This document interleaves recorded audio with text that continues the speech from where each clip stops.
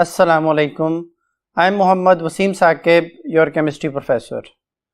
जब आज हमने एमडी कैट का लेक्चर नंबर 12 डिस्कस करना है, तो आइए चलते हैं बोर्ड की तरफ।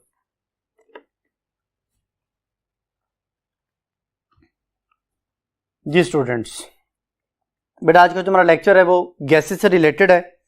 तो आज के टॉपिक में जो चीज़ें हम डिस्कस करेंगे बेटा, उसमें properties of gases, gas laws, जिसमें बॉयल्स लॉ, चार्ल्स लॉ और एवोगाड्रो लॉ के बारे में डिस्कशन होगी। Significance of absolute zero, general gas equation की डेरिवेशन, काइनेटिक मॉलिक्यूलर थ्योरी और difference between real and ideal gas के बारे में डिस्कशन होगी।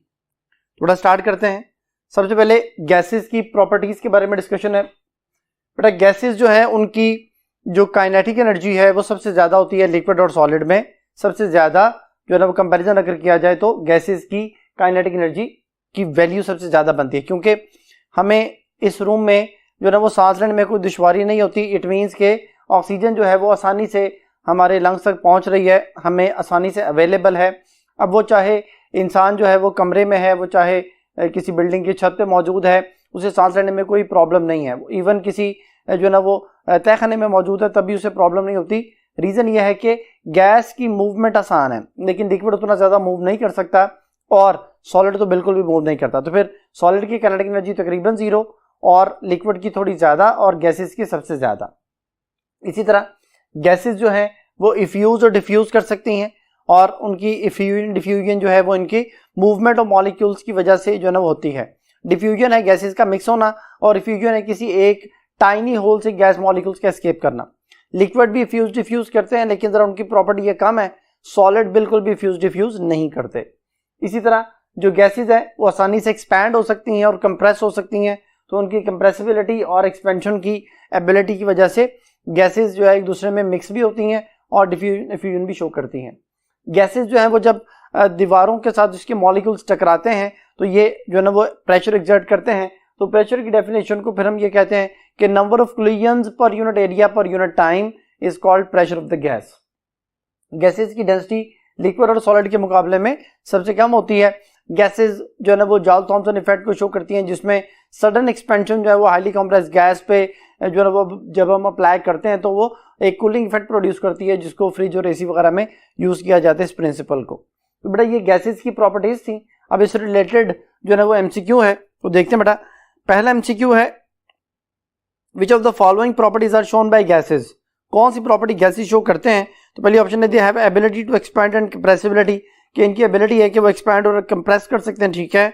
बीटा ऑप्शन है the exert pressure on the wall of container in which they are stored, ये उस pressure को एग्जर्ट करते हैं उस वॉल ऑफ कंटेनर पे जिसके अंदर इनको स्टोर किया जाता है, तो बीटा भी ठीक है। चार्ली है they have low density than that of the liquid and solid, इनकी डेंसिटी लिक्विड सॉलिड के मुकाबले में कम होती है। सारी बातें ठीक है, तो डेल्टा आंसर होगा ऑल ऑफ दीज। बेटा नेक्स्ट टॉपिक जो आपके सामने स्लाइड शो हो रही है वो गैस लॉज की है। बेटा गैस लॉज जो है वो तीन है, बॉयल्स लॉ, चार्ल्स लॉ और एवोगाड्रोस लॉ। बॉयल्स लॉ की डेफिनेशन आपके सामने है, the volume of a given mass of the gas is inversely proportional to the applied pressure at constant temperature. ये बेटा देखें, ये मैंने उसकी मैथमेटिकल फॉर्म लिखी है कि वॉल्यूम और प्रेशर एक दूसरे के इनवर्सली प्रोपोर्शनल है। कंडीशन इसमें यह है बेटा कि नंबर ऑफ मोल्स और टेम्परेचर और मास जो है वो उस गैस का कांस्टेंट रहेगा।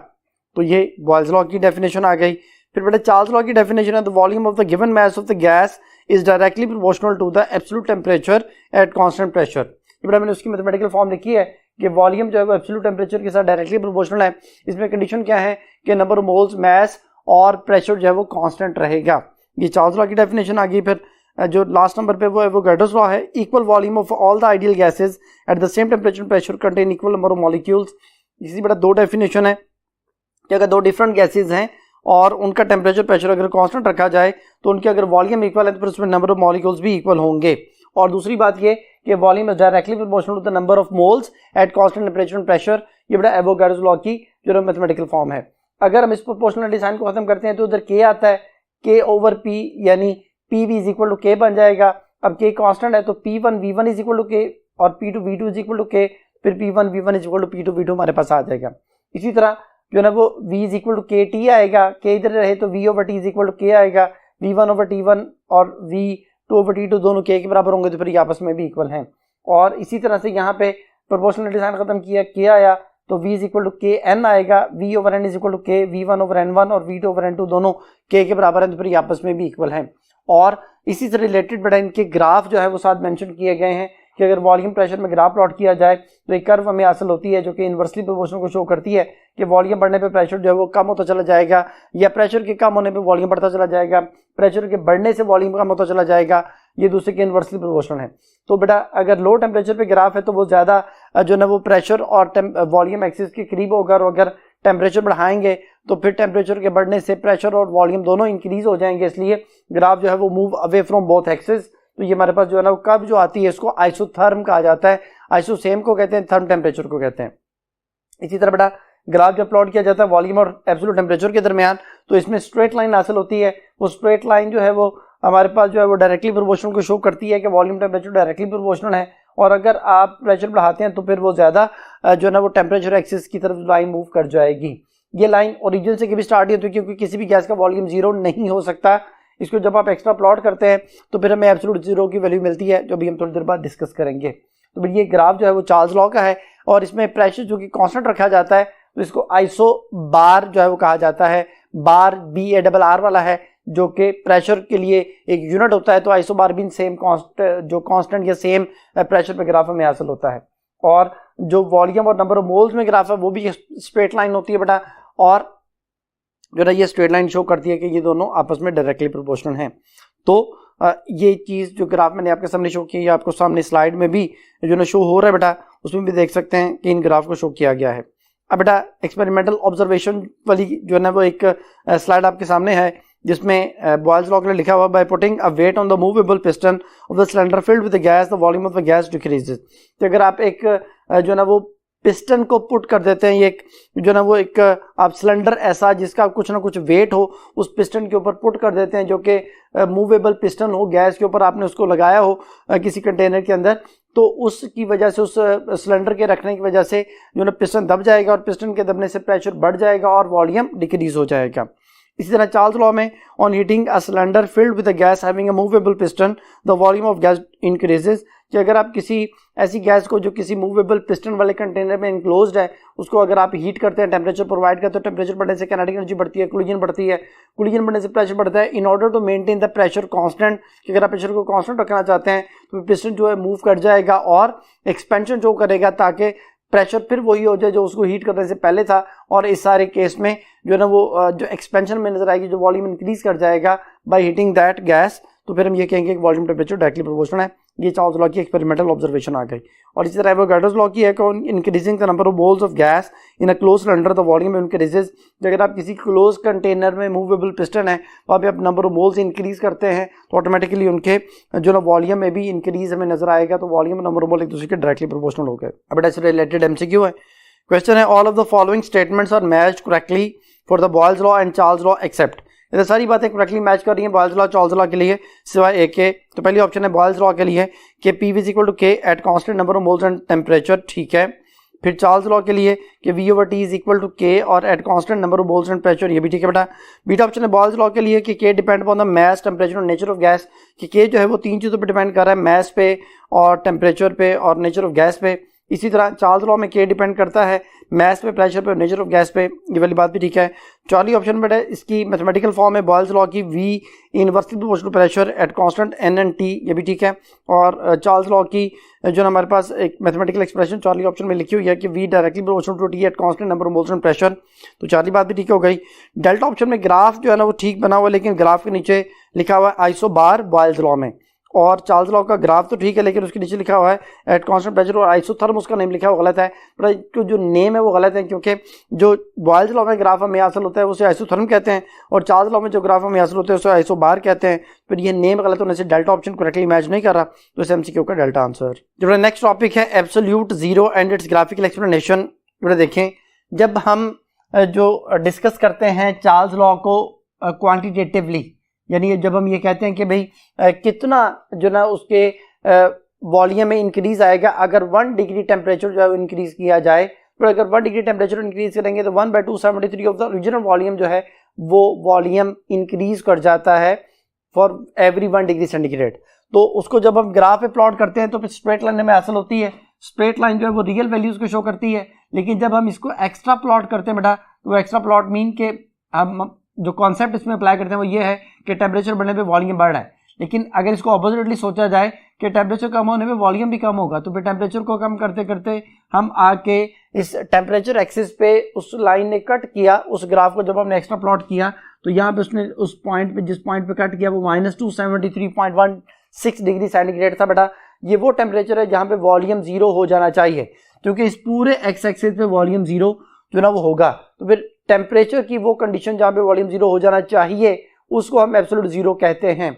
ये जो बार बार लफ्ज़ बोला जाता है कि जो ना वॉल्यूम जीरो हो जाना चाहिए, वो इसलिए कि volume in actual practice zero नहीं होता। एक्चुअली होता यह है कि -239 डिग्री सेंटीग्रेड पे all the gases are liquefied, जो ना वो जितनी भी गैसेस हैं वो लिक्विफाइड हो जाती हैं सिवाय जो ना हाइड्रोजन और हीलियम के। इनको भी लिक्विफाई किया जा सकता है बाय क्लॉड्स मेथड और बाय जो है ना वो फैराडेस मेथड, और इनकी जो आप कह सकते हैं कि जो टेम्परेचर है जहाँ पे ये लिक्विफाई होती है वो -250 और -254 डिग्री सेंटीग्रेड के करीब जो है ना ये भी लिक्विड में चेंज हो जाती हैं। तो बेटा जब आप किसी गैस को लिक्विड में चेंज कर लेंगे, यानी टेम्परेचर कम करने पे वो गैस लिक्विड में चेंज हो जाएगी, फिर मजीद टेम्परेचर कम करने पे वो सॉलिडिफाई होगी, और जब वो सॉलिडिफाई होगी तो फिर उसका वॉल्यूम जीरो नहीं हो सकता। यानी ये वो टेम्परेचर है जो हाइपोथेटिकल टेम्परेचर है, जो अभी तक एक फर्जी टेम्परेचर है, अभी तक अचीव नहीं किया जा सका, अटेनेबल नहीं है, क्योंकि जितनी भी प्रीवियस अटेम्प्ट्स हुई हैं उनमें आप इसके करीब पहुंचे हैं। एग्जैक्टली दैट जो है टेम्परेचर अभी तक हमें हासिल नहीं हो सका। और दूसरी बात ये कि वहां पे वॉल्यूम जीरो नहीं होगा। जो थ्योरी है वो ये कहती है कि जीरो हो जाना चाहिए वॉल्यूम, लेकिन हकीकत में नहीं होता। अगर वॉल्यूम जीरो हो जाता तो उसे एब्सोल्यूट जीरो का नाम देते। तो एब्सोल्यूट जीरो एक थ्योरेटिकल वैल्यू है जो कि 0 केल्विन से शो की जाती है, और -273 डिग्री सेंटीग्रेड या -273.16 डिग्री सेंटीग्रेड और -459 फ़ारेनहाइट जो है ना वो डिग्री के इक्वल है, जो कि जो ना इसकी थ्योरेटिकल वैल्यूज बनती हैं। तो इसकी एक्चुअल प्रैक्टिस में कोई जो ना वो आप कह सकते हैं कि इंपॉर्टेंस नहीं है। जब आप इस टॉपिक से रिलेटेड एमसीक्यू है, if we plot a graph between temperature on x-axis and the volume of 1 mole of an ideal gas on y-axis, we get a straight line which cuts the temperature axis at -273.1 degree centigrade. बड़ा उसने हमें ये कहा है कि अगर volume को y-axis पे, टेम्परेचर को x-axis पे जो ना वो हम प्लॉट करें तो फिर हम देखते हैं कि ये स्ट्रेट लाइन जो है वो कट करती है टेम्परेचर एक्सिस को -273.16 डिग्री सेंटीग्रेड पे। This is called absolute zero. ये एब्सोल्यूट जीरो की जो ना वो डेफिनेशन आप कह सकते हैं। विच one of the following statement is incorrect for it? कौन सी बात इस बारे से इनकरेक्ट है? पहली option it is hypothetical temperature. मैंने भी आपको बताया कि ये एक हाइपोथेटिकल टेम्परेचर है, पहली बात ठीक है। Beta the molecular motion of the gases ceases at this temperature. इस टेम्परेचर पे मॉलिक्यूल्स की जो मोशन है वो बेटा सीज कर जानी चाहिए, ये वाली बात भी ठीक है। चौथी option it is unattainable. Unattainable mean कभी तक अचीव नहीं किया जा सका, अटेन नहीं किया जा सका, तो ये वाली बात भी ठीक है। और डेल्टा ऑप्शन है 273.16 degree centigrade is called absolute zero. तो ये गलत बेटा, -273.16 डिग्री सेंटीग्रेड एब्सोल्यूट जीरो है, positive 273.16 degree centigrade absolute zero नहीं है। तो डेल्टा बेटा इनकरेक्ट है, फिर इस एमसीक्यू का डेल्टा आंसर। जो बेटा आप जो स्लाइड आपके सामने शो हो रही है इसमें 3 टेम्परेचर के स्केल हैं। केल्विन स्केल जो है वो उसमें 273 केल्विन से 373 केल्विन तक है, टोटल 100 डिग्रीज हैं इसमें। और इसमें जो है ना वो इसका जो आप कह सकते हैं कि 273 हमारे पास जो केल्विन है वो 0 डिग्री सेंटीग्रेड के इक्वल होता है, और इसमें -273 जो है डिग्री सेंटीग्रेड वो जो है ना 0 केल्विन के इक्वल होता है, जो कि अभी तक अचीव नहीं किया जा सका, क्योंकि ये 0 ही अभी तक नहीं आया, 0 से नीचे भी नहीं है, इसलिए इसके ऊपर डिग्री का साइन नहीं आता। जो सेल्सियस स्केल है उसमें वाटर को एज ए स्टैंडर्ड मानते हुए वाटर के फ्रीजिंग और बॉइलिंग पॉइंट के दरमियान इसको डिवाइड किया गया है। टोटल 100 डिग्रीज बनती है। 0 degree centigrade is a freezing point of water and 100 degree centigrade is a boiling point of water. तो ये टोटल 100 इंटरवल्स बनते हैं, जो कि सेल्सियस जो स्केल या सेंटीग्रेड स्केल भी कहलाता है।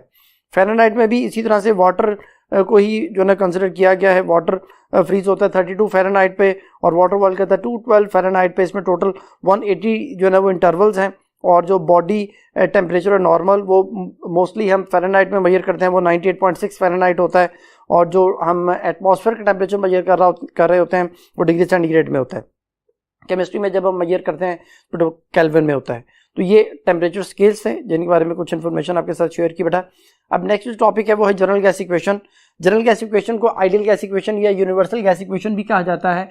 इसमें 3 लॉज को कंबाइन किया जाता है। बॉयल्स लॉ आप जानते हैं, वॉल्यूम और प्रेशर इनवर्सली प्रोपोर्शनल है constant number of moles and temperature. Charles law भी अभी हमने डिस्कस किया था, वॉल्यूम एब्सोल्यूट टेम्परेचर एक दूसरे के डायरेक्टली प्रोपोर्शनल है eight constant number of moles and pressure. और एवोगाड्रोस लॉ जो है वो वॉल्यूम और नंबर ऑफ मोल्स एक दूसरे के डायरेक्टली प्रोपोर्शनल है कांस्टेंट टेम्परेचर एंड प्रेशर। अब इन सबको कंबाइन किया क्योंकि ये सारे वॉल्यूम के साथ रिलेशन में, तो वॉल्यूम के साथ इसको डायरेक्टली जो है नंबर ऑफ मोल्स और टेम्परेचर के साथ और प्रेशर के साथ इनवर्सली रिलेशन में लिखा। पी इधर आ गया, मल्टीप्लाई होगा, p is equal directly proportional to n t, और ये प्रोपोर्शनल साइन खत्म किया तो कांस्टेंट आया आर, जिसे यूनिवर्सल गैस कांस्टेंट या आइडियल गैस कांस्टेंट या जनरल गैस कांस्टेंट भी कहा जाता है। तो ये हमारे पास एक इक्वेशन बन गई। और अगर हमें जो है वो एन की वैल्यू पता है, अगर एन वन फर्ज करें 1 है तो P is equal to R T और R is equal to P over जो है टी बनता है। तो फिर P1 V1 over T1 is equal to R, P2 V2 over T2 is equal to R, फिर ये दोनों एक दूसरे के इक्वल होंगे। तो ये भी सेकंड जो ना form of general gas equation कहलाती है। वैल्यू ऑफ आर बेटा आपने याद करनी है। आर की वैल्यू डिफरेंट यूनिट्स में जो है अगर आप प्रेशर एटमॉस्फेरिक में लेते हैं, वॉल्यूम डेसीमीटर क्यूब में लेते हैं, नंबर ऑफ मोल्स का यूनिट मोल है और टेम्परेचर का यूनिट केल्विन है, तो फिर 0.0821 एटमॉस्फेरिक डेसीमीटर क्यूब पर मोल पर केल्विन आर की एक वैल्यू। 62.4 एटमॉस्फेयर की जगह टॉर आ गया बेटा, तो अगर टॉर में आप प्रेशर जो है कंसिडर करते हैं तो फिर 62.4 टॉर डेसीमीटर क्यूब पर मोल पर केल्विन यार की दूसरी वैल्यू। अगर आप डेसीमीटर क्यूब की जगह सेंटीमीटर क्यूब यूज करते हैं तो फिर 62,400 टॉर सेंटीमीटर क्यूब पर मोल पर केल्विन आ जाएगा। और अगर आप ऐसे यूनिट यूज करते हैं प्रेशर के लिए, वॉल्यूम के लिए और जो ना टेम्परेचर के लिए, तो फिर 8.314 जाउल पर मोल पर केल्विन, ये उसकी ऐसा यूनिट में वैल्यू आ गई आर की। और अगर आप जो ना वो कैलोरीज में मेजर करते हैं तो फिर 1.97 कैलोरीज पर मोल पर केल्विन, ये आर की एक और वैल्यू हमारे पास आ गई। बट ये आर की वैल्यूज जो हैं वो जो डिफरेंट हमने कंसिडर कर ली आइडियल गैस इक्वेशन और उसकी जो ना वो आर की वैल्यूज के हवाले से। अब एक एमसीक्यू है बेटा, which of the following value of r is correct in SI system international जिसे कहते हैं for the general gas equation. बेटा आर की वैल्यूज जो हैं वो दी गई हैं, उसने पूछा कौन सी बात करेक्ट है या कौन सी वैल्यू करेक्ट है। पहले ऑप्शन है कि अगर यूनिट ऑफ प्रेशर जो है एटमॉस्फेरिक है और unit of volume decimetre cube है तो 0.0821 एटमॉस्फेरिक डेसीमीटर क्यूब पर मोल पर केल्विन आर की वैल्यू है। ये ऐसा यूनिट नहीं है, मैंने अभी आपको बताया। बीटा ऑप्शन में अगर यूनिट ऑफ प्रेशर टॉर है और unit of volume decimetre cube है तो 62.4 टॉर डेसीमीटर क्यूब पर मोल पर केल्विन, ये भी आर की वैल्यू ऐसे यूनिट में नहीं है। चार्ली है प्रेशर का यूनिट टॉर और यूनिट ऑफ वॉल्यूम जो है वो सेंटीमीटर क्यूब, तो 62,400 सेंटीमीटर क्यूब टॉर पर मोल पर केल्विन, ये भी आर की वैल्यू ऐसे यूनिट में नहीं है। डेल्टा ऑप्शन अगर प्रेशर न्यूटन पर मीटर स्क्वायर हो जो कि प्रेशर का ऐसा यूनिट है और unit of volume cubic metre है, ये भी ऐसे यूनिट है वॉल्यूम का, तो फिर हमारे पास जो है आर की वैल्यू बनती है 8.3143 जाउल पर मोल पर केल्विन। या आर की वैल्यू जो है वो एसआई सिस्टम में है, तो फिर इस एमसीक्यू का डेल्टा आंसर। नेक्स्ट एमसीक्यू है at 5 atmospheric pressure and 300 kelvin, pressure और टेम्परेचर जो दोनों दे दिए गए हैं। How many moles are present in 15 decimetre cube of oxygen gas.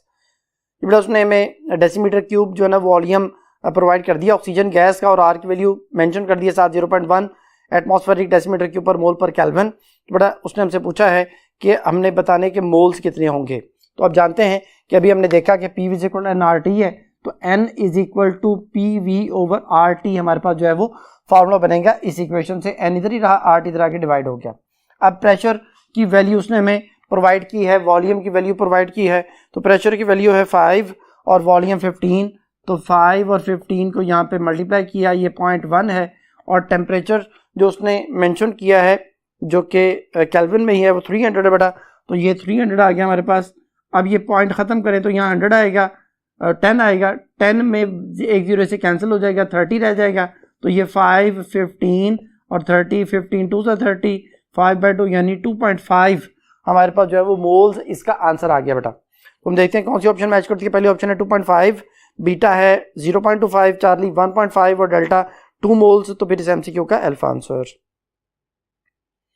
Next MCQ है if absolute temperature of the gas is doubled and pressure is reduced to half the volume of gas will be. बेटा अभी हमने ये जो दो laws discuss किए, Boyle's law और Charles law, अगर इन दोनों को मैं सिर्फ कंबाइन करूं तो volume directly proportional to temperature और इनवर्सली प्रोपोर्शनल टू प्रेशर। तो फिर यहाँ पे अगर प्रोपोर्शनल डिसाइन खत्म करते हैं और उस कांस्टेंट को मैं 1 कंसिडर कर लेता हूँ तो V is equal to T over P हमारे पास बन जाएगा। अब वो ये कह रहा है कि अगर किसी गैस का जो एब्सोल्यूट टेम्परेचर वो डबल कर दिया जाए और उसका प्रेशर जो है वो हाफ कर दिया जाए, यानी ये फर्ज करें कि जी आपके पास जो डबल है वो 2x हो गया और उसका जो प्रेशर है वो 1/2 जो ना वो x हो गया, यानी हाफ x हो गया, तो x से कट जाएगा बेटा और ये 2 पर आके मल्टीप्लाई हो जाएगा, तो इट मीन्स कि उसका जो वॉल्यूम है वो 4 टाइम्स इंक्रीज कर जाएगा। तो फिर अब हम देखते हैं कि कौन सी ऑप्शन मैच करती है। पहली ऑप्शन है remain unchanged, beta reduce to 1/4, Charlie increase 4 time और डेल्टा कैन बी डबल्ड। तो फिर इस एमसीक्यू का चार्ली आंसर इंक्रीज 4 टाइम्स। जब बेटा अब नेक्स्ट टॉपिक को समझने के लिए हम नेक्स्ट बोर्ड की तरफ चलते हैं। जी स्टूडेंट्स, बेटा नेक्स्ट टॉपिक है application of general gas equation. Slide आपके सामने है, बोर्ड पे भी मैंने लिख दिया है। 2 एप्लीकेशन है बेटा, एक है density of gas. Density of gas का जो कॉन्सेप्ट है वो है PV is equal to nRT। n number moles है, given mass by molar mass आ गया और ये PV आ गया। अब ये जो हमारे पास मोलर मैस है वो इधर आ जाए और m/v इधर आ जाए, तो ये आ गया। अब आप जानते हैं मैस पर वॉल्यूम जो है वो डेंसिटी होता है, तो इसकी जगह डेंसिटी लिखेंगे तो ये बनेगा PM is equal to DRT। तो फिर D is equal to PM/RT हमारे पास जो है वो इसकी वैल्यू एक इक्वेशन बन गई। तो डेंसिटी की वैल्यू आप फाइंड आउट कर सकते हैं इस फार्मूले से। इसी तरह अगर आप मोलर मैस फाइंड आउट करना चाहते हैं, जो कि इसी जो ना आइडियल गैस इक्वेशन से फाइंड आउट हो सकता है, तो M is equal to DRT/P जो है वो इसके मोलर मैस की डिटर्मिनेशन भी इसी की मदद से हो जाएगी। तो फिर अब इससे रिलेटेड एमसीक्यू बेटा, calculate the density of the carbon dioxide gas at 0 degree centigrade and 1 atmospheric pressure. हमने बेटा डेंसिटी फाइंड आउट करनी है कार्बन डाइऑक्साइड गैस की और 0 डिग्री सेंटीग्रेड और 1 एटमॉस्फेरिक प्रेशर मेंशन है। तो 0 डिग्री सेंटीग्रेड का मतलब ये है कि आपने उसको केल्विन में चेंज किया, तो ये 273 केल्विन बन गया। 1 एटमॉस्फेरिक प्रेशर है, प्रेशर की जगह 1 आ गया बेटा, तो density is equal to pressure 1 और 44 कार्बन डाइऑक्साइड का मोलर मैस होता है। आर की वैल्यू जो है वो आपने वो यूज करनी होती है जिसमें आपको प्रेशर और टेम्परेचर के यूनिट दिए गए हों। तो फिर जो प्रेशर का यूनिट है वो 1 एटमॉस्फेरिक है, तो फिर प्रेशर का यूनिट 1 एटमॉस्फेरिक है, तो फिर उसमें हम देखेंगे कि आर की वैल्यू जो है वो 0.0821 अभी हमने थोड़ी देर पहले डिस्कस की थी, वो वैल्यू आएगी। और टेम्परेचर जो है वो हमारे पास 273 केल्विन। बड़ा ये उसकी डेंसिटी को कैलकुलेट करने के लिए एक फार्मूला हमने जनरेट कर लिया जो कि आपके सामने आ गया। अब हम देखते हैं ये किस ऑप्शन में मैच करता है। पहली ऑप्शन है 1 × 44 डिवाइडेड बाय 0.0821 मल्टीप्लाई बाय 273, ठीक है, ये आंसर हो सकता है। बीटा 1/1 मल्टीप्लाई बाय 44 है, फिर 0.0821 और उसके साथ 298 लिखा हुआ है। टेम्परेचर 0 केल्विन 0 डिग्री सेंटीग्रेड था जो कि 273 केल्विन बनता है। 298 केल्विन तो तब बनता है जब 25 डिग्री सेंटीग्रेड टेम्परेचर हो। बीटा तो नहीं मैच करता है। फिर चौथे ऑप्शन है 1 × 44 और डिवाइड बाय आर की वैल्यू 8.31 लिखी है, जो कि इसकी ऐसा यूनिट की वैल्यू, उसमें प्रेशर फिर न्यूटन पर मीटर स्क्वायर में होना चाहिए था, जो कि क्वेश्चन में मेंशन नहीं है, तो फिर ये आंसर नहीं हो सकता। इसी तरह डेल्टा ऑप्शन में आर की वैल्यू 1.987 है, जो कि आर की वैल्यू है जो जब जो ना वो आप कैलोरीज में उसकी जो ना वैल्यू लेते हैं, तो ये भी पॉसिबल नहीं है। प्रेशर जो ना यहाँ पे फिर हमारे पास जो है वो एटमॉस्फेरिक में नहीं आता। फिर इस एमसीक्यू का अल्फा जो है वो मैच करता है, तो इस एमसीक्यू का alpha answer.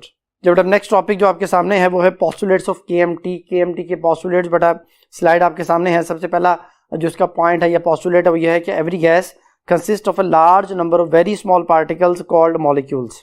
Gases like helium, neon and argon are जो ना वो मोनोटॉमिक गैसेज या मोनोटॉमिक मॉलिक्यूल कहा जाता है, क्योंकि ये तो किसी के साथ बॉन्ड नहीं बनाते, मॉलिक्यूल नहीं बनाते, तो इनको फिर मोनोटॉमिक मॉलिक्यूल कहा जाता है। फिर दुनिया जहान की तमाम गैसेज वेरी टाइनी पार्टिकल पे मुश्तमिल हैं, जिनको मॉलिक्यूल कहा जाता है, और जो है ना वो मोनोटॉमिक मॉलिक्यूल नोबल गैसेज के होते हैं। जो बेटा सेकंड पॉइंट जो है वो ये है, the molecules of a gas moves haphazardly. Haphazardly का मतलब रैंडमली होता है बेटा, बेतरतीब, बगैर किसी जो है ना वो प्रॉपर डायरेक्शन के, जिधर जिसका मुंह उठा उधर चल पड़ा। तो they collide with one another, एक दूसरे के साथ टकराते हैं, और they collide with the wall of container, दीवारों के साथ भी टकराते हैं। जब ये मॉलिक्यूल दीवारों के साथ टकराते हैं तो ये प्रेशर एक्सर्ट करते हैं। तो तीसरा पॉइंट ये है, the pressure exerted by gas is due to the collision of molecules with the wall of container. The collision among the molecules are perfectly elastic. जो मॉलिक्यूल्स के दरमियान आपस की कोलिजन है बेटा वो परफेक्टली इलास्टिक होती है। परफेक्टली इलास्टिक वो कोलिजन होती है जिसमें before and after collision molecules की काइनेटिक एनर्जी और मोमेंटम रिमेन कंजर्व रहे, यानी कांस्टेंट रहे।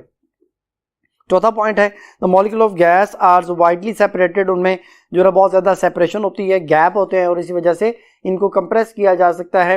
और इसी वजह से गैसेस फॉर्म एग्जिस्ट भी करते हैं। तो फिर आप ये कह सकते हैं कि स्पेसिंग ज़्यादा होने से कंप्रेसिबिलिटी के फैक्टर अप्लाई जो ना हो सकता है। पांचवा पॉइंट है the molecule of gas have no forces of attraction. ये वाला पॉइंट बाद में जो ना वो गलत साबित हो गया था, तो अभी तो हम डिस्कस कर रहे हैं पॉस्टुलेट्स को, बेटा ये वाला पॉइंट फिफ्थ पॉइंट था। सिक्स पॉइंट जो है वो ये है कि actual volume of one molecule of gas is negligible as compare to the total volume of the gas, कि एक मॉलिक्यूल का जो वॉल्यूम है वो इतना कम है कि आप उसे नेग्लेक्ट कर दें अगर उसका कंपैरिजन करें टोटल वॉल्यूम के साथ। ये वाला पॉइंट भी बाद में जो है गलत साबित हुआ। तो ये दो फॉल्टी या रॉन्ग पॉस्टुलेट थे जो KMT के थे। सातवां पॉइंट है द मोशन इंपॉर्टेंट बताया molecules by gravity is negligible. इसका मतलब यह है कि जो मॉलिक्यूल्स की मोशन है उसके ऊपर ग्रेविटी का कोई असर नहीं होता, यानी मॉलिक्यूल सारे के सारे ज़मीन पर नहीं गिर पड़ते, जो ना उनके ऊपर ग्रेविटी का कोई असर नहीं होता। और लास्ट पॉइंट है कि average kinetic energy of the gas molecules varies directly as the absolute temperature of the gas, के जो मॉलिक्यूल्स की एवरेज ट्रांसलेशनल काइनेटिक एनर्जी है उसके टेम्परेचर के साथ एब्सोल्यूट टेम्परेचर के साथ डायरेक्टली प्रोपोर्शनल टेम्परेचर बढ़ेगा तो फिर काइनेटिक एनर्जी की वैल्यू भी बढ़ेगी। तो ये इसके पॉस्टुलेट्स हैं। अब इससे रिलेटेड MCQs हैं। पहला MCQ which of the following postulates of the KMT explain Boyle's law. कौन सा KMT का पॉस्टुलेट जो है वो बॉयल्स लॉ को एक्सप्लेन करता है? पहली ऑप्शन है the molecules of gas move haphazardly. Haphazardly में तो बॉयल्स लॉ का एक्सप्लेनेशन नहीं आती। बीटा ऑप्शन है the pressure exerted by the gas is due to the closure of its molecules with the wall of container. ये वाली बात बेटा कि जो मॉलिक्यूल्स दीवारों के साथ टकराते हैं तो वो प्रेशर एक्सर्ट करते हैं, तो प्रेशर का जो ताल्लुक है वॉल्यूम के साथ है, वॉल्यूम कम प्रेशर ज़्यादा, तो फिर जो है वो ये वाला पॉइंट जो है वो बॉयल्स लॉ को एक्सप्लेन करता है। Charlie the average kinetic energy of the gas molecules directly proportional to absolute temperature. Absolute temperature का बेटा जब जिक्र आएगा तो फिर ये चार्ल्स लॉ को एक्सप्लेन करेगा, तो चार्ली जो है वो चार्ल्स लॉ के लिए बॉयल्स लॉ के लिए नहीं। और डेल्टा ऑप्शन है the actual volume of gas molecule is negligible as compare to the total volume of the gas container. तो ये वाला पॉइंट मैंने बताया था अभी आपको कि ये रॉन्ग जो ना फॉल्टी पॉस्टुलेट कंसिडर हो गया था, तो फिर ये तो बॉयल्स लॉ को एक्सप्लेन नहीं कर सकता। तो फिर इस MCQ का बीटा आंसर। नेक्स्ट MCQ है which of the following postulates of KMT explain Charles law. कौन सा पॉस्टुलेट है KMT का जो कि चार्ल्स लॉ को एक्सप्लेन करता है? पहली ऑप्शन है gas consist of a large number of molecule, कि हर गैस में लार्ज नंबर ऑफ मॉलिक्यूल्स मौजूद होते हैं। Beta the molecules of gas have no forces of attraction, ये रॉन्ग पॉस्टुलेट था। चार्ली ऑप्शन है the average kinetic energy of the gas molecule is directly proportional to the absolute temperature. ये वाला point बेटा Charles law को explain करता है क्योंकि इसमें एब्सोल्यूट टेम्परेचर का जिक्र है, वॉल्यूम और टेम्परेचर एक दूसरे के डायरेक्टली प्रोपोर्शनल होते हैं। तो जब आप टेम्परेचर बढ़ाते हैं मॉलिक्यूल की काइनेटिक एनर्जी बढ़ती है, कोलिजन बढ़ती है, प्रेशर बढ़ता है। प्रेशर को मेंटेन करने के लिए फिर जो है एक्सपेंशन जो करती है, तो ऑटोमेटिकली टेम्परेचर के बढ़ने से काइनेटिक एनर्जी ही बढ़ी थी, जिसकी वजह से जो है ना उसके उसमें एक्सपेंशन नजर आई। तो फिर चार्ली जो है ना वो चार्ल्स लॉ के लिए है, तो ये वाली बात ठीक होगी। डेल्टा ऑप्शन है the molecules of gas are widely separated, ये भी चार्ल्स लॉ के लिए एक्सप्लेनेशन नहीं है, तो इस MCQ का चार्ली आंसर। बेटा जो स्लाइड आपके सामने है वो प्रेशर उसके यूनिट्स हैं। प्रेशर जो है उसको यूनिट हम जो डिफरेंट कंसिडर करते हैं, तो हमारे पास जो इसका मेनली जो यूनिट यूज़ किया जाता है वो 1 एटमॉस्फेरिक जो है हमारे पास है, यानी एटमॉस्फेरिक प्रेशर हम उसमें कंसिडर करते हैं कि ये वो फोर्स है जो कि 760 मिलीमीटर या 76 सेंटीमीटर कॉलम जो है वो एरिया 1 जो मीटर स्क्वायर है उसके ऊपर 0 डिग्री सेंटीग्रेड पे जो फोर्स एक्सर्ट करता है, प्रेशर अप्लाई करता है, उसको हम प्रेशर कहते हैं बेटा। It is average atmospheric pressure at sea level. ये एवरेज एटमॉस्फेरिक प्रेशर होता है सी लेवल पे। द स्टैंडर्ड प्रेशर ऑफ 76 और 760 मिलीमीटर मर्करी और 760 torr is known as 1 atmospheric. इसको 1 एटमॉस्फेरिक बोला जाता है या 1 एटमॉस्फेयर भी बोलते हैं। 1 atmosphere is equal to 76 centimetre of mercury column या 760 millimetre of mercury column. 760 torr का भी इक्वल होता है 14.7 PSI यानी पाउंड पर स्क्वायर इंच, या अगर न्यूटन पर मीटर स्क्वायर में देखें तो 101.325 पास्कल या न्यूटन पर मीटर स्क्वायर या 1.01325 बार के इक्वल भी होता है। ऐसे यूनिट जो है वो इसका पास्कल है, जो कि 1 पास्कल 1 न्यूटन पर मीटर स्क्वायर के इक्वल होता है। जो नेक्स्ट जो टॉपिक है वो है kinetic interpretation of the temperature. Temperature की काइनेटिक इंटरप्रिटेशन, यानी टेम्परेचर और काइनेटिक एनर्जी का आपस में क्या ताल्लुक है, तो इसके वाले से MCQ है जिसमें हम इसको एक्सप्लेन करते हैं। Which of the following equation explain that Kelvin temperature of the gas is directly proportional to the average translational kinetic energy of its molecule. कहते हैं कौन सी इक्वेशन जो है वो ये एक्सप्लेन करती है कि काइनेटिक जो केल्विन टेम्परेचर हमारे पास है वो डायरेक्टली प्रोपोर्शनल है एवरेज ट्रांसलेशनल काइनेटिक एनर्जी के। तो पहली ऑप्शन है PV is equal to 1/3 MnC bar square. ये बेटा काइनेटिक गैस इक्वेशन है, ये काइनेटिक इंटरप्रिटेशन टेम्परेचर की नहीं है। बीटा ऑप्शन है P + n square A/V² V - NB nRT। ये बेटा वेंडर वाल गैस इक्वेशन थी जो कि करेक्शन की गई थी आइडियल गैस इक्वेशन में, तो ये भी जो है वो काइनेटिक इंटरप्रिटेशन ऑफ टेम्परेचर नहीं है। चौथी ऑप्शन है ई के, जो कि काइनेटिक एनर्जी 1 मॉलिक्यूल है इज इक्वल टू 3RT/2Na। ये बेटा जो इन्फॉर्मेशन देती है कि 3R और 2Na ये कांस्टेंट है, तो kinetic energy is directly proportional to temperature, तो ये काइनेटिक इंटरप्रिटेशन ऑफ टेम्परेचर है। और डेल्टा ऑप्शन है PV इक्वल NRT, ये आइडियल गैस इक्वेशन है। फिर इस MCQ का चार्ली आंसर। जो बेटा जो टॉपिक आपके सामने है वो ideal and non ideal gas है। इसमें MCQ भी है और कॉन्सेप्ट भी है। पहले हम इनका कंपैरिजन देख लेते हैं, तो कंपैरिजन के साथ ही MCQ भी साथ ही डिस्कस हो जाएगा। तो MCQ की स्टेटमेंट है, mark the incorrect statement about the ideal and non ideal gas. Ideal non ideal gas के वाले से कौन सी बात जो है वो इनकरेक्ट है। तो पहली ऑप्शन है आइडियल गैस के लिए, it obeys gas laws under all the condition of temperature pressure. बिल्कुल ठीक बात है बेटा। आइडियल गैस वो होती है जो गैस लॉज को यानी बॉयल्स लॉ, चार्ल्स लॉ और एवोगाड्रो लॉ को ओबे करे, और नॉन आइडियल गैस वो होती है जो इन गैस लॉज को ओबे ना करे under all condition of temperature and pressure. पहली बात ठीक हो गई। बीटा है आइडियल गैस के वाले से, it can not be liquefied. बिल्कुल ठीक है बेटा, इसमें क्योंकि कोई फोर्स ऑफ अट्रैक्शन नहीं होती इसलिए इनको लिक्विफाई नहीं किया जा सकता। नॉन आइडियल गैस जिसको रियल गैस कहते हैं, इट कैन बी लिक्विफाइड, ये वाली बात भी ठीक हो गई। चार्ली है, it obeys general gas equation and kinetic gas equation. जो आइडियल गैस होती है बेटा वो जनरल गैस इक्वेशन यानी आइडियल गैस इक्वेशन को और काइनेटिक गैस इक्वेशन को ओबे करती है, बिल्कुल ठीक है। और जो नॉन आइडियल गैस है वो van der Waals gas equation को ओबे करती है। चौथी बात भी ठीक होगी बेटा दोनों के लिए। डेल्टा ऑप्शन है आइडियल गैस के लिए, it behaves ideal at a high temperature and high pressure. ये वाली बात गलत बेटा, हाई टेम्परेचर और हाई प्रेशर पे ये आइडियली बिहेव नहीं कर सकती। गैसेस का आइडियल बिहेवियर हाई टेम्परेचर और लो प्रेशर पे होता है। तो फिर जो आइडियल गैस जो है उसके हवाले से ये वाली बात जो है वो इनकरेक्ट होगी, क्योंकि हाई टेम्परेचर जब रखेंगे तो मॉलिक्यूल्स में गैप बढ़ जाता है, तो गैसेस आइडियल होती हैं। लेकिन जब हाई प्रेशर अप्लाई करते हैं तो मॉलिक्यूल्स एक दूसरे के करीब आते हैं, फोर्सेस ऑफ अट्रैक्शन डेवलप हो जाती हैं, फिर गैसेस नॉन आइडियली बिहेव करना शुरू कर देती हैं। तो नॉन आइडियल में लिखा है it behaves real at low pressure and high temperature, तो ये वाली बात भी इनकरेक्ट हो गई। लो प्रेशर पे मॉलिक्यूल्स में गैप जो है वो बढ़ जाते हैं, मॉलिक्यूल दूर चले जाते हैं और ये गैसेस आइडियली बिहेव करना शुरू कर देती हैं, तो ये वाली बात डेल्टा इनकरेक्ट होगी बेटा। तो इस MCQ का भी डेल्टा आंसर।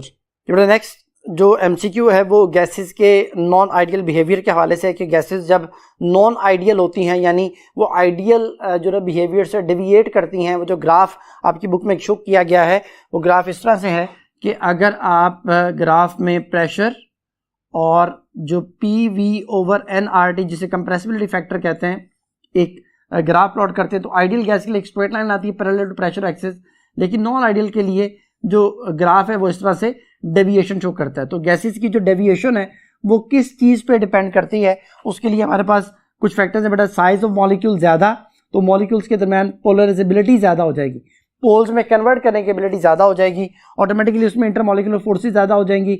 इंटरमॉलिक्यूलर फोर्सेस ज़्यादा तो फिर गैसेज नॉन आइडियल हो जाती हैं। यानी गैसेज जो है वो कब नॉन आइडियल होंगी, गैसेज बेटा नॉन आइडियल तब होंगी जब उनमें फोर्सेज ऑफ अट्रैक्शन डेवलप होंगी। फोर्सेज ऑफ अट्रैक्शन कब डेवलप होती हैं, जब आप उन पे हाई प्रेशर अप्लाई करते हैं, यानी हाई प्रेशर पे गैसेज नॉन आइडियल होती हैं, और जब आप उन पे लो टेम्परेचर अप्लाई करते हैं।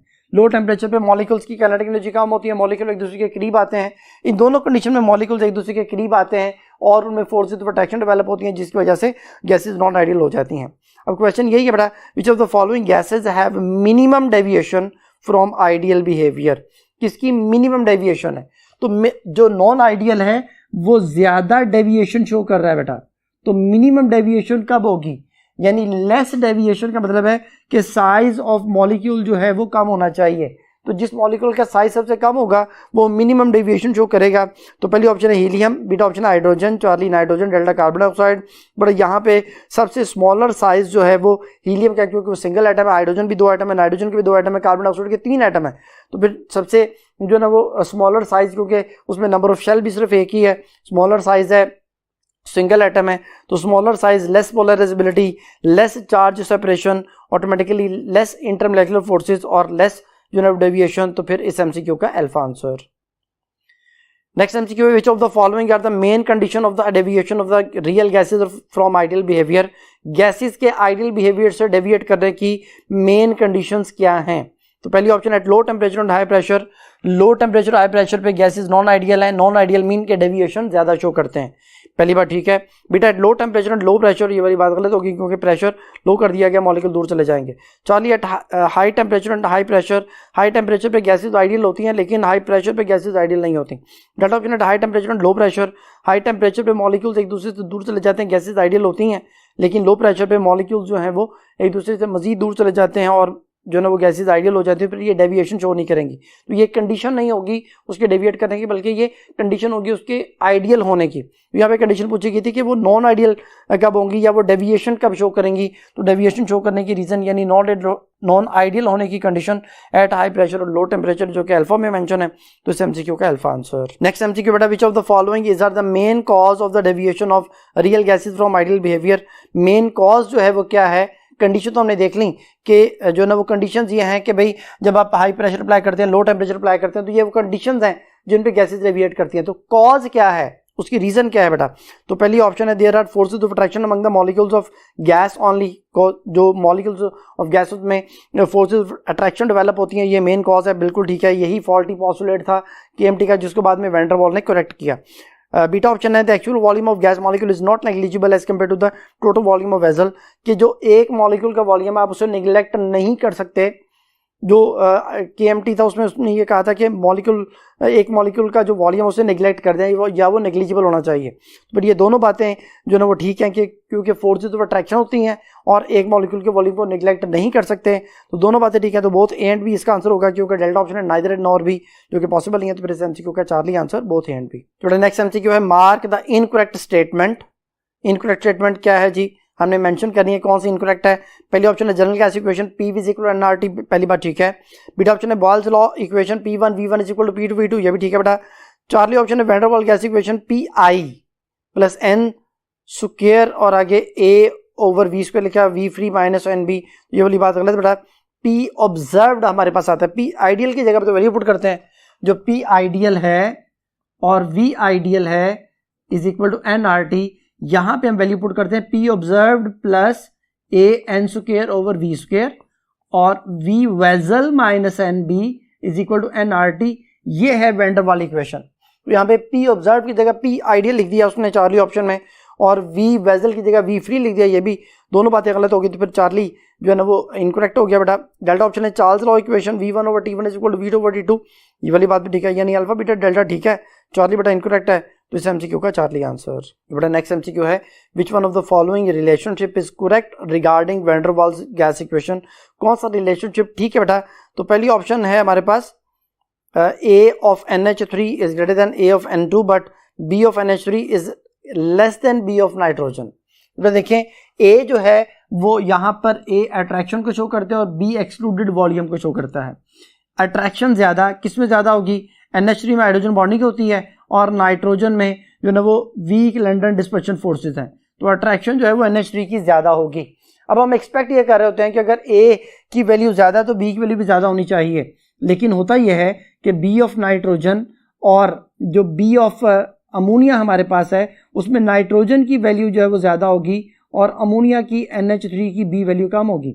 इसका क्या मतलब है, क्योंकि अट्रैक्शन ज्यादा मॉलिक्यूल करीब आ जाएंगे तो एक्सक्लूडेड वॉल्यूम कम होगा, और जो नाइट्रोजन में अट्रैक्शन नहीं है तो मॉलिक्यूल एक दूसरे से दूर रहेंगे तो फिर एक्सक्लूडेड वॉल्यूम भी ज्यादा होगा। क्योंकि एक्सक्लूडेड वॉल्यूम वो वॉल्यूम है कि जब हाईली प्रेशराइज्ड कंडीशन में मॉलिक्यूल्स एक दूसरे के इंतहाई करीब हों लेकिन वो रहें गैस ही, उस वक्त जो है ना वो जितने एरिया में सारे मॉलिक्यूल्स आ जाएं, जितने वॉल्यूम में सारे मॉलिक्यूल्स आ जाएं, अगर वो इसा कंटेनर से माइनस कर दिया जाए तो गैस आइडियल हो जाएगी, उसे एक्सक्लूडेड वॉल्यूम कहते हैं। तो एक्सक्लूडेड वॉल्यूम NH3 का कम होगा, नाइट्रोजन का ज्यादा होगा, और अट्रैक्शन जो है वो NH3 की ज्यादा होगी और नाइट्रोजन की अट्रैक्शन कम होगी। तो फिर पहली ऑप्शन ठीक है कि अमोनिया की जो अट्रैक्शन है वो ज्यादा है नाइट्रोजन से और एक्सक्लूडेड वॉल्यूम नाइट्रोजन का ज्यादा है अमोनिया से, पहली बात ठीक हो गई। बीटा में अट्रैक्शन नाइट्रोजन की ज्यादा उसने शो कर दिया, गलत हो गया। चार्ली में अट्रैक्शन अगेन नाइट्रोजन की ज्यादा शो कर दी, गलत हो गया। डेल्टा ऑप्शन में अमोनिया की अट्रैक्शन ज्यादा है नाइट्रोजन से, लेकिन उसने लिखा कि B of nitrogen is greater than और equal to B of ammonia, तो ये भी पॉसिबल नहीं है। तो इस एमसीक्यू का फिर अल्फा आंसर। बेटा आंसर एक्सप्लेनेशन के तौर पे वैल्यूज दी गई हैं। अमोनिया की A वैल्यू 4.17 है और नाइट्रोजन की 1.390 है, तो फिर अमोनिया की अट्रैक्शन जो है वो नाइट्रोजन से ज्यादा है, पहली बात तो ठीक हो गई। साथ ही B की वैल्यू बड़ा मेंशन है, अमोनिया की 0.037 वैल्यू है और नाइट्रोजन की 0.0391 वैल्यू है, तो फिर नाइट्रोजन की जो हमारे पास B वैल्यू है वो ज्यादा बन रही है अमोनिया से। तो यहाँ से साबित हो गया कि वो जो एमसीक्यू भी हमने डिस्कस किया था उसमें नाइट्रोजन की जो B वैल्यू है वो ज्यादा बन रही है। बाकी हाइड्रोजन की, ऑक्सीजन की, कार्बन डाइऑक्साइड की, सल्फर डाइऑक्साइड, क्लोरीन वगैरह इन सब की A और B वैल्यूज मेंशन है बेटा।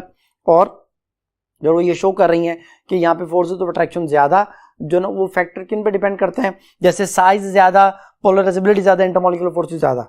क्लोरीन है हमारे पास या सल्फर डाइऑक्साइड है, इसमें मॉलिक्यूल का साइज ज़्यादा हो जाता है तो ऑटोमेटिकली आप देखें इनकी वैल्यू ए की 6.17 सल्फर डाइऑक्साइड के लिए है और 6.493 जो है वो क्लोरीन के लिए है। ये उसके लार्जर साइज की वजह से, पोलराइजेबिलिटी ज़्यादा होने की वजह से ऐसा होता है बेटा। ये था बेटा आज का टॉपिक। उम्मीद है कि आपको ये बातें समझ आ गई होंगी। नेक्स्ट